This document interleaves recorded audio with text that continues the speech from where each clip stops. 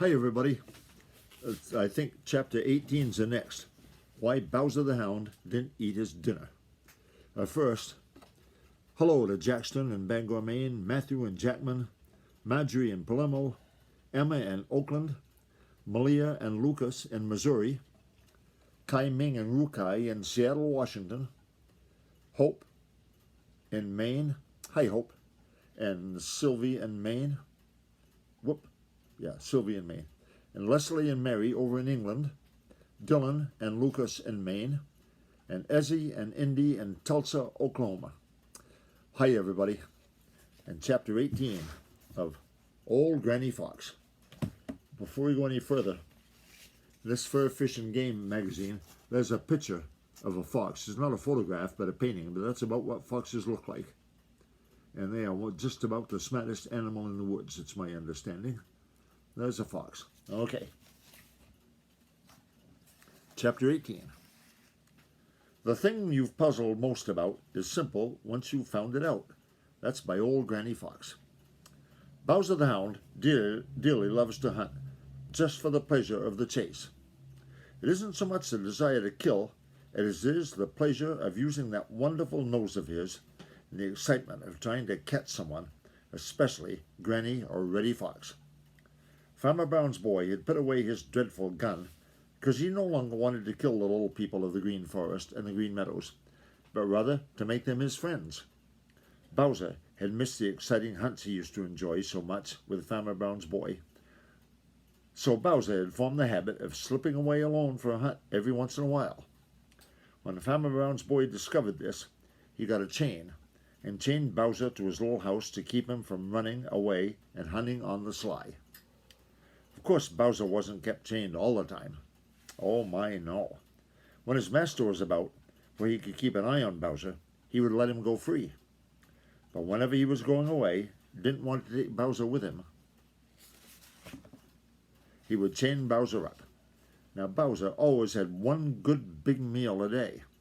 To be sure, he had scraps or a bone now and then besides, but once a day he had one good big meal served to him in a large tin pan.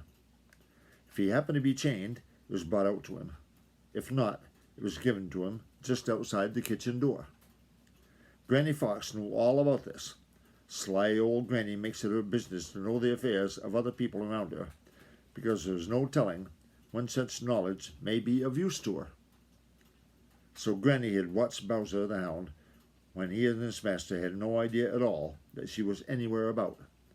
And she had found out his ways, the usual hour for his dinner, and just how far that chain would allow him to go. It was such things which she had stored away in that shrewd old head of hers that made her so sure she and Reddy could take Bowser's dinner away from him. It was just about Bowser's dinner time when Granny and Reddy trotted across the snow-covered fields and crept behind the barn until they could peep around the corner. No one was in sight, not even Bowser, who was inside his warm little house at the end of the long shed back of Farmer Brown's house. Granny saw that he was chained, and a sly grin crept over her face. "You stay right here and watch until his dinner is brought out to him," she said to Reddy. "As soon as whoever brings it has gone back to the house, you walk right out where Bowser will see you. At the sight of you, he'll forget all about his dinner. Sit right down where he can see you, and stay there till you see that I have got that dinner, or until you hear somebody coming, for you know Bowser will make a great racket. Then slip around back of the barn, and join me in back of that shed." So Reddy sat down to watch, and Granny left him. By and by, Mrs. Brown came out of the house with a pan full of good things. She put it down in front of Bowser's little house and called to him. Then she turned and hurried back, for it was very cold. Bowser came out of his little house, yawned and stretched lazily. It was time for Reddy to do his part. Out he walked, sat down right in front of Bowser, and grinned at him. Bowser stared for a minute as if he doubted his own eyes. "Such impudence!" Bowser growled. Then with a yelp he sprang towards Reddy.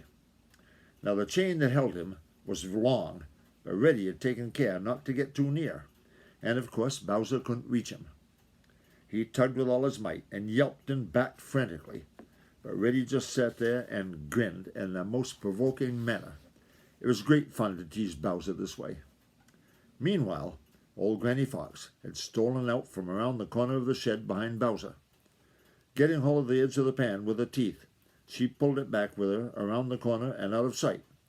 If she made any noise, Bowser didn't hear it. He was making too much noise himself and was too excited. Presently, Reddy heard the sound of an opening door.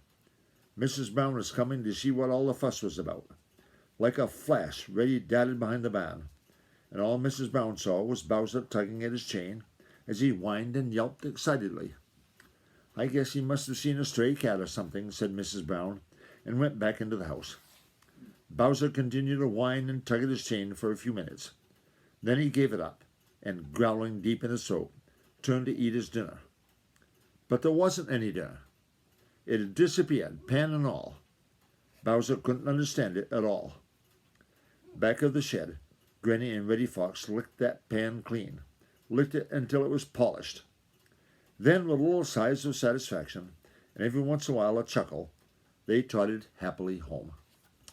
And I think, yes it is, that's the end of that chapter, 18. We'll read another chapter soon, probably tomorrow morning. Okay, bye-bye everybody. Hope you enjoyed it.